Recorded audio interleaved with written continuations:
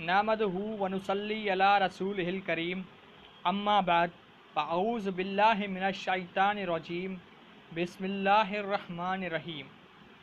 آخری حج کے موقع پہ کسی نے آپ صلی اللہ علیہ وآلہ وسلم سے پوچھا کہ اسلام کا سب سے اعلیٰ درجہ کیا ہے؟ آپ کریم صلی اللہ علیہ وآلہ وسلم نے ارشاد فرمایا، جو اپنے ہاتھ اور زبان سے کسی کو تکلیف نہ پہنچائے یہ سب سے اعلیٰ درجے کا مسلمان ہے۔ دیکھیے آپ کیا فرما رہے ہیں، کیا خوبصورت بات ہے۔ جو جہاد کرتا ہے وہ سب سے اعلیٰ درجے کا مسلمان ہے، جو تبلیغ کرتا ہے وہ سب سے اعلیٰ درجے کا مسلمان ہے، جو ذکر و اذکار کرتا ہے نہیں بلکہ سب سے اعلیٰ درجے کا مسلمان وہ ہے جو کسی کو نہ تکلیف پہنچائے۔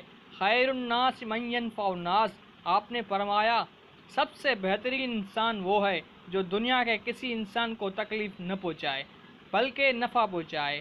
ہر انسان کے لیے جو سکھ کا باعث بن رہا ہے اور دکھ نہیں پہنچاتا وہ سب سے اعلیٰ درجے کا انسان ہے۔